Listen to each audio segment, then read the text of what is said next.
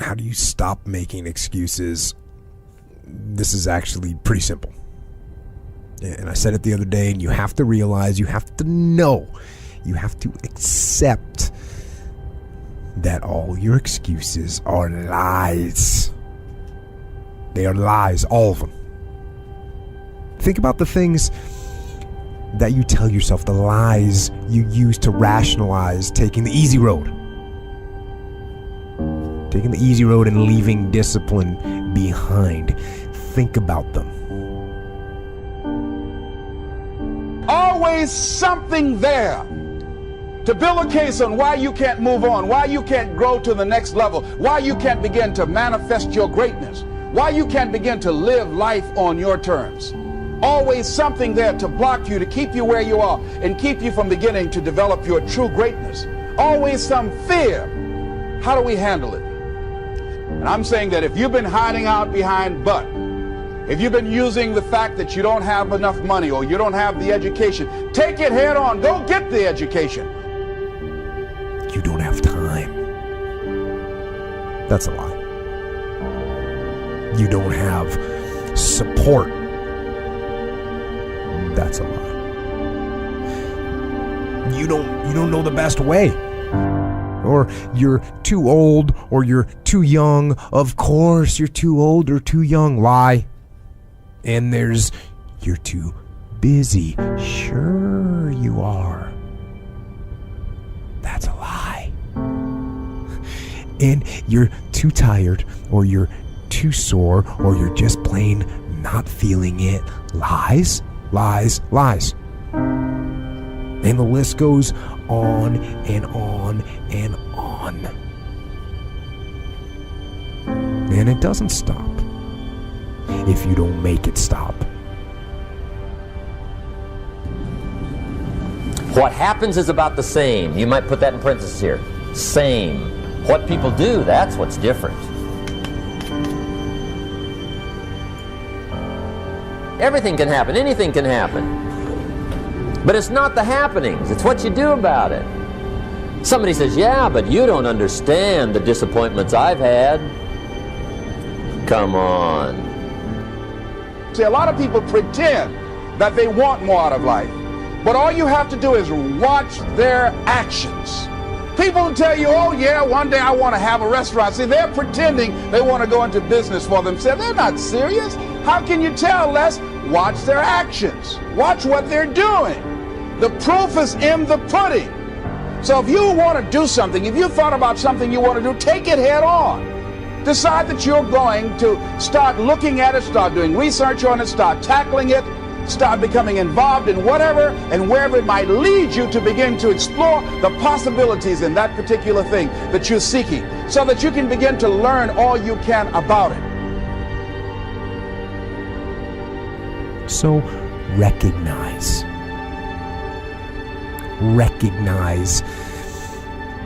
the excuses are not valid. They aren't. They're trumped up. They're conjured up. They're fabricated. They're lies. And how do you stop the lies? You stop the lies with the truth. The truth. The truth will set you free.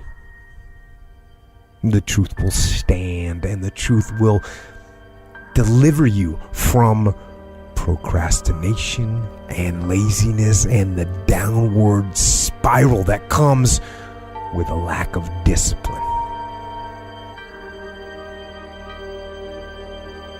So don't believe the lies, believe the truth. And the truth is, you have time. You have the skill, you have the knowledge and the support and the willpower and the discipline to get it done.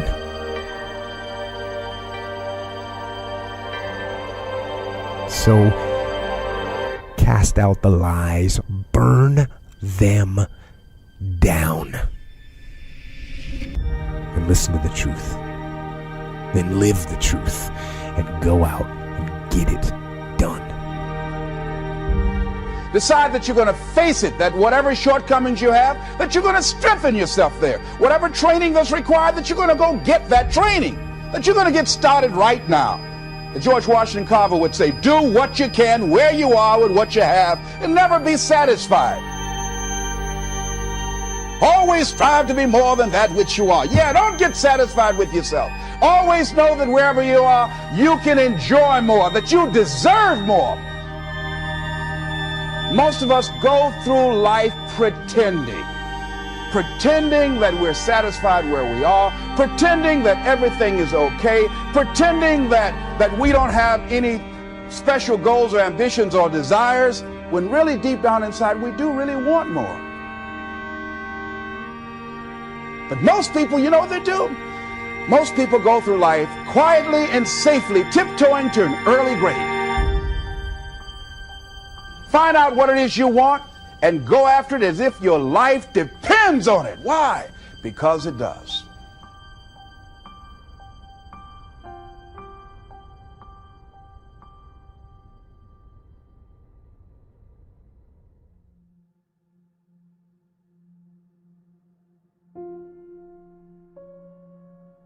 One thing a motivational speaker is supposed to never tell you, or that you heard that a motivational speaker is never to tell you, is that you can't. You can't. You're not supposed to tell people they can't. That's no way to encourage anybody. Tell them they can't do something. But I will tell you tonight that the most powerful motivational speeches that I have ever heard came from people who told me I couldn't do something. You know why? Because when they told me I couldn't do it, I was bound and determined to show them that I could. Tell me I can't do it. I will prove you wrong. I will show you that you're mistaken. You have chosen the wrong one to tell that they can't do something. Because I believe, and this is real important, I can't will thwart you, will stop you, will slow you down, will turn you around and cause you to move backwards if you let it. But if you have the proper mindset, I can't will do nothing but make you that more determined to get to your goal. People don't want to exude that much passion in which it becomes obsession because they're fearful of their obsessions. Well, if I'm obsessed about this topic, it's going to take away from my family, from my time. It's going to introduce a lot of, fear or unknowns to me. So they back off. But I tell people all the time, there is a difference between passion and obsession. And high performers have obsession about the topic, right? They are obsessed about the topic in which they're trying to learn, master, grow into. And so that obsession is real. And I tell people the difference, here's how you know the difference between the two. When you're passionate, everybody cheers you on. They're stoked for you. Oh, you found your passion? Awesome. Follow your passion. Live with passion. Be passionate. When you're obsessed, they're like, why you gotta be so crazy? Why can't you be satisfied? Why do you always gotta get things so perfect? Why do you spend so much time here? When you're obsessed, people think you're nuts. So it's different. And it's like, I always tell people, if no one thinks you're crazy, you're not yet operating to the outer limits of your potential. You're not there yet. If you want to be great, not good, not also grand, not second, not third, if you want to be great, the very best at what you do, obsession is a necessity. You must be. Ain't no two ways about it. Obsession. Nobody got to be the best at anything. I don't care if you flip pancakes, you sweep porches, you wash dishes, you bust tables. If you're the very best at it, you are obsessed about it. And obsessed about it means you slept and you dreamed and you ate that. I will be the very best at what I do. I am determined to be the very best at what I am. And you, nobody can tell me that I can't do it because I am obsessed. Somebody in your life should say, man, you really care about this in like a crazy way. And when you get there, you know you found your thing. And not everybody finds that. Question the impossible. The greatest achievements of mankind were made by people who questioned impossible. The Wright brothers. Oh, you can't fly, there's no way. They were supposed to fly, we'd be born with wings. Christopher Columbus. The world is flat, Chris, the world is flat. And at that time it was accepted by everyone to be true. Question what people call impossible. 4 million miles was the limit. No way possible. I don't care what color you know, no way possible. You're gonna run a mile in under 4 minutes. It just can't be done. Roger Bannister said, I think I can do it. I think I can do it. And he went out there and he proceeded to do just that. Not me, not I. You have chosen the wrong one to tell something like that to. I will show you what I can do. I will show you, I will turn your I can't, I will never, I won't, it's impossible. I will turn it around and I will show you that I can do anything. Anything. That is my message to you.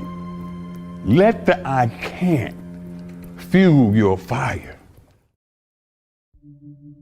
One of the things you gotta understand, my friend, is that you're supposed to fail.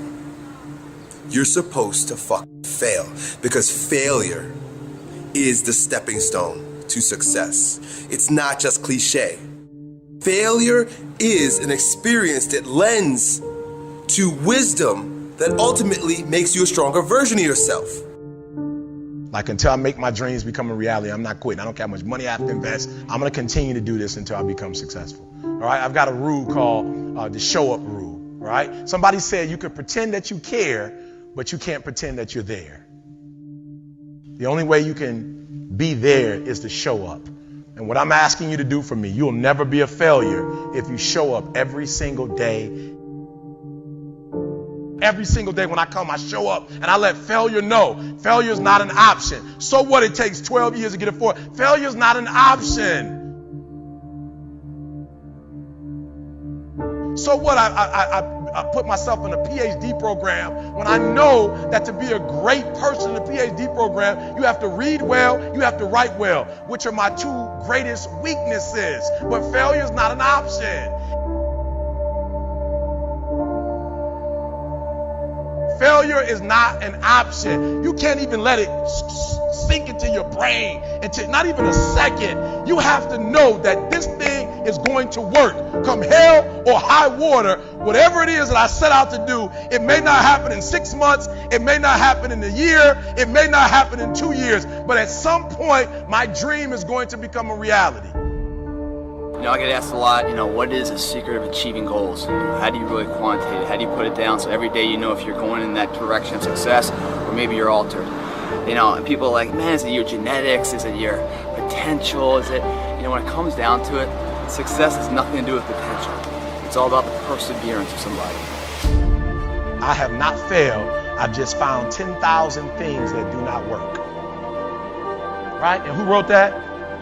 Yeah. Thomas said, come on. These are the things that help me change my thought patterns. They help me to change my mindset. Listen to me. It's 10,000 things that didn't work. And all I have to do is the next one. And once I do the next one, bam, I'm going to be successful. I'm telling you, every time I stand up here and do what I'm doing, all I can remember was sleeping in abandoned buildings. That's all I could think about. But I kept trying, and I kept trying, and I kept trying. And I tell people, I am not the rabbit, I'm the turtle. But I kept going, I was consistent, and I'm standing here today. But what I found out in life, as life goes on, life is about losing. As we get older, we lose our hair, we lose our teeth, we lose our mothers, our fathers, our sisters, and but it's the ones who overcome, they're lost in life and could shun away adversity and always willing to fight at every particular moment in life are the ones that are able to transcend and be able to spread the word to other people who's in that same particular genre as they are. That's what life is about, stretching and challenging, looking for ways that you can begin to improve yourself. You could turn anything in life into something if you just keep showing up.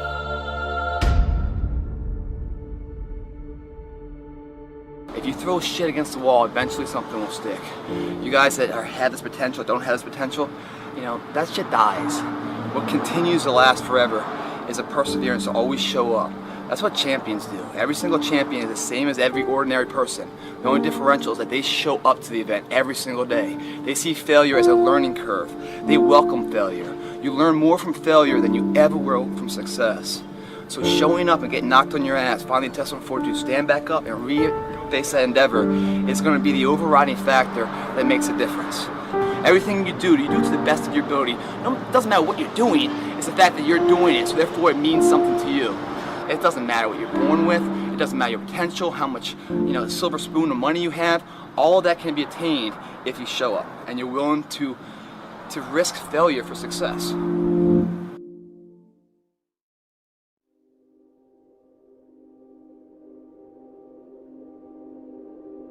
Taking responsibility for whatever happens to you. Knowing that you have consciously made the decisions that are now affecting you. Knowing that what is happening now, today, is the direct result of your activity, what you did yesterday. Self-reliance means counting on yourself, trusting yourself, being confident with yourself, being responsible to yourself, trusting your own instincts. Trusting the conclusions that you have developed from your study of experiences and philosophies, taking the credit that is due you, learning from the mistakes that you have made.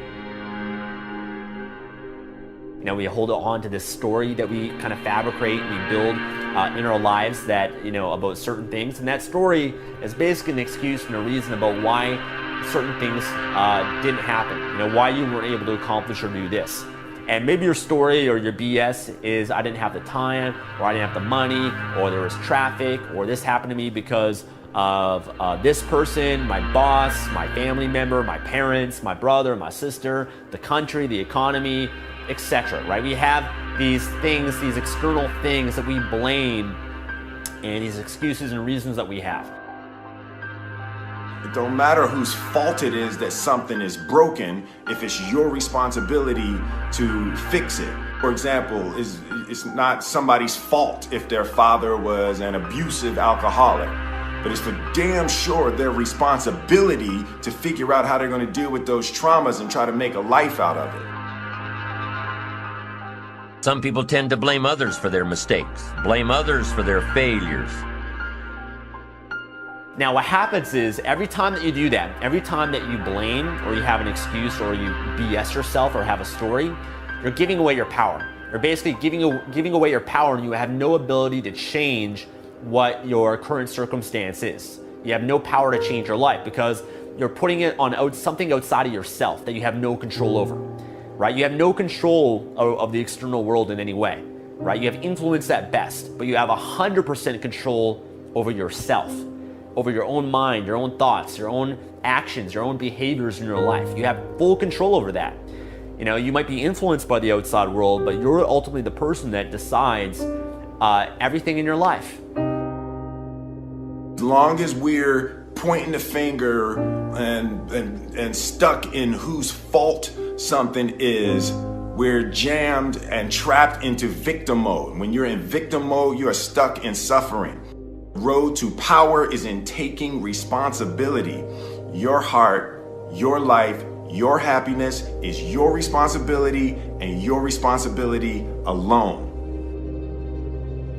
Now, my approach to my better future very early on in my career was to just go through the day with my fingers crossed. And I used to say something like, I sure hope things will change for the better. Then here's what I found out. They're not going to change. Somebody says, well then, how will my life ever change? Answer, when you change. When you change, when you get better, it'll get better. If you change, it'll all change. Don't put it on someone else. Hope that someone else will change it for you. Take responsibility for yourself. Take personal responsibility.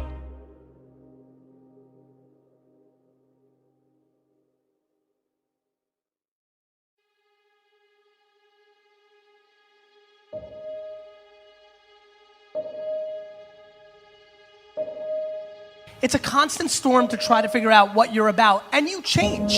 At 26, you're all about the hustle, you're gonna be a billionaire, this and that, and then you go to the bar one night and you fall in love, and it changes what you care about, right? And then you have a child, and then this happens, and then that happens. Things change.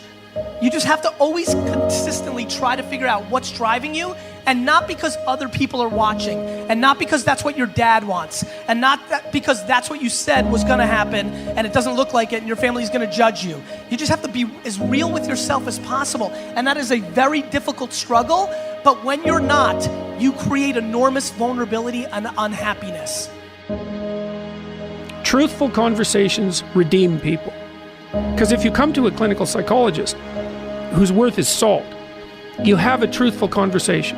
The conversation is, well, here's what's wrong with my life, and here's what caused it. You know, maybe it takes a year to have that conversation, and here's how it might be fixed. Here's what a beneficial future might look like. And so it's a completely honest conversation if it's working well. And all that's happening in the conversation is that the two people involved are trying to make things better. That's the goal. Let's see if we can have a conversation that will make things better.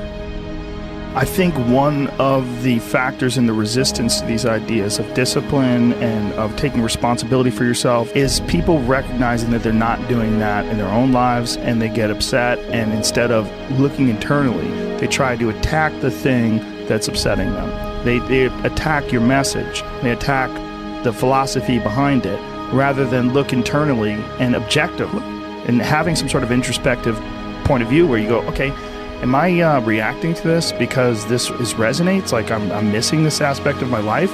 Does this diminish me? Or is this guy pointing something out that I can benefit from? Very few people are willing to do that. Very few people are willing to take that critical moment to look at their own behavior and look at their own thought process and wonder if the actual adverse reaction they have to this person's message is because they know that they're wrong.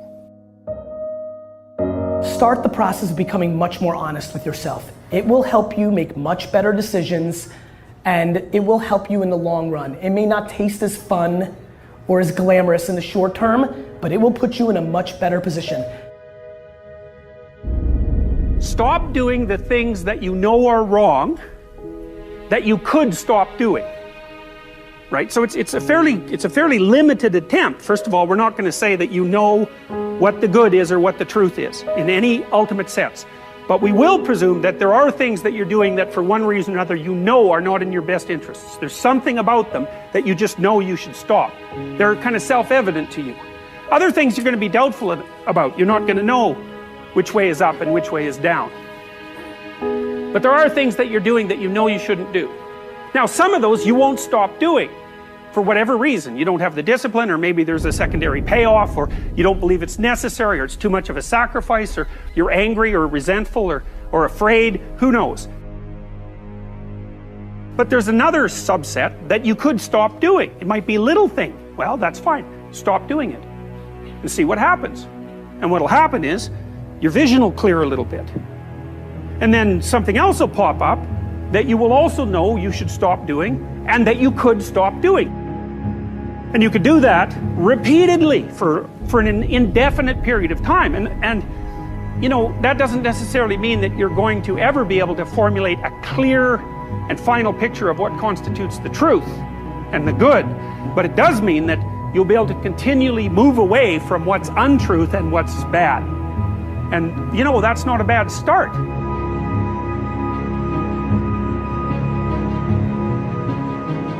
Discipline, it does start with waking up early. It really does. But that is just the beginning. Discipline is the root of all good qualities. But you have to absolutely apply it to things outside of just waking up early.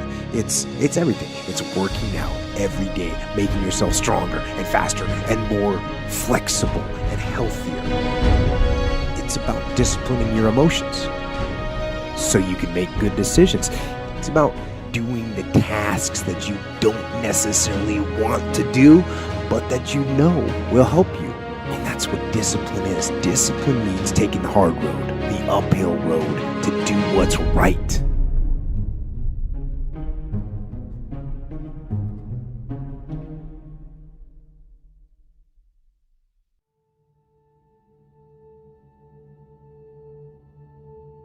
He was a man now who was, preparing for the biggest bodybuilding show of his life, and he didn't have any income coming in. I don't know, at least in my mind, a better underdog story than this man. I mean, here he is, a man who grew up with no parents, went from foster home to foster home, had to fend for himself in a very, difficult world, had no parental guidance, had no parental leadership, really had no one advising him on how to be a man or a person in society, in regular society. And here he was now, one of the top bodybuilders in the world, and he's still struggling with these same demons, so to speak.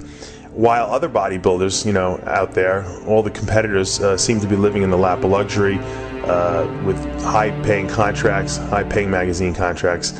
And what struck me as being even more unusual is that Kai wasn't sad over it, that he wasn't bitching about it, that he wasn't complaining about it, and he was kind of happy in a sense to be doing what he loved the most, and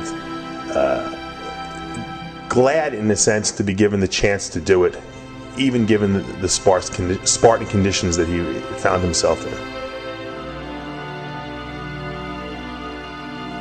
Successful people, I imagine, have to worry less about what the size of the obstacles are, the finances or the lack thereof, and all the other things that we can say represent the size and weight of the opposition.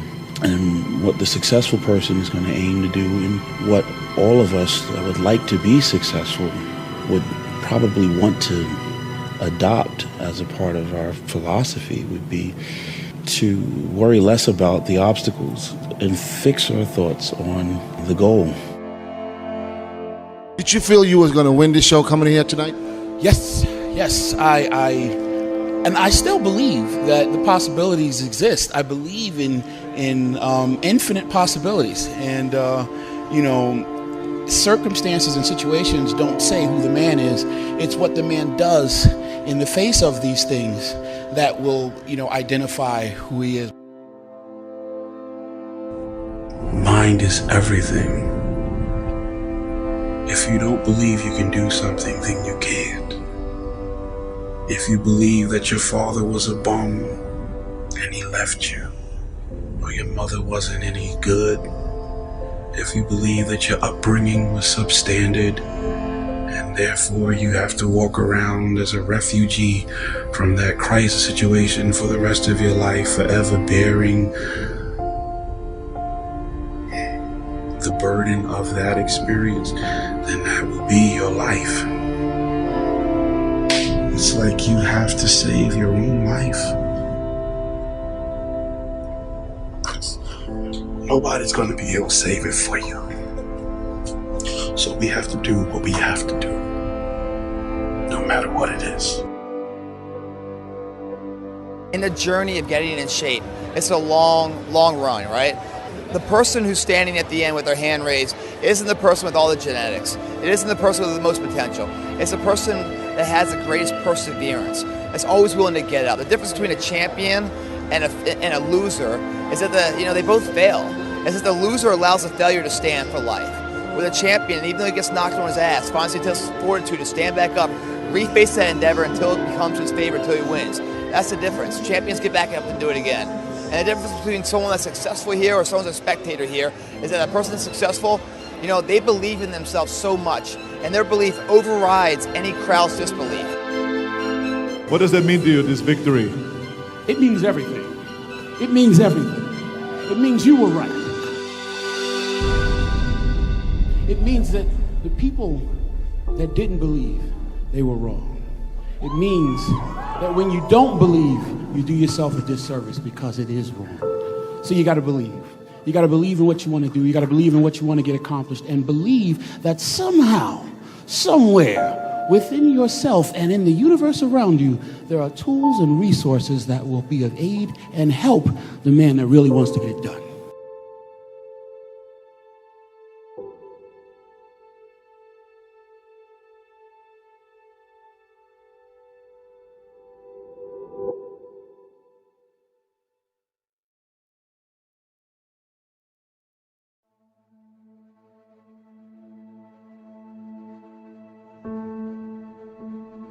Be clear in your mind in what you intend to achieve.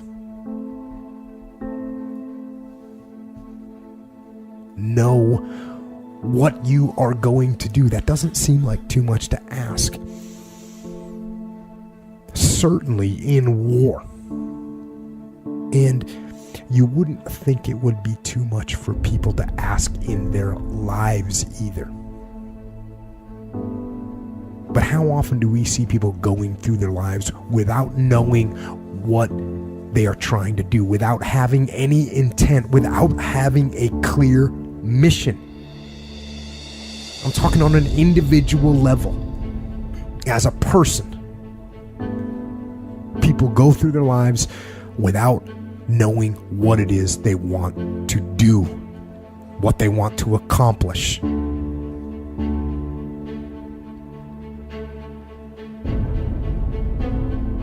So, know what your mission is. Know what your intent, as the commander of your life, know what your intent is, and then fight with everything you've got to win. Don't let nobody turn you around. That's real. Because that's why most people don't act on their dreams and ideas. That's why most people, when I'm talking with kids that are in institutions, and I said, what happened? Why did you give up working hard and making good grades? Well, they started teasing me. And they allowed that peer pressure to cause them to scale down their dreams and their ambitions. They started following the crowd. That's why many people don't do the things they want to do, because he doesn't have the guts or the boldness to stand up in life and say, I'm going to live my dream. I'm going to commit myself to live out what's in me. I heard Dr. Johnny Youngblood say, I must live what's in me. I said, why do you do this? He said, I got to do it. I got to do it. I'm saying, find something in your life that you say, hey, it might not work out, but I got to do this. Why? Hey, it's the one thing I love. It's my peace. It's my thing. You don't need anybody to approve you. You don't need anybody to say, go ahead on and do it. If you get that, that's fantastic. If you get that encouragement, that's great. But I say stand up within yourself boldly and say, this is my life. I'm controlling my destiny.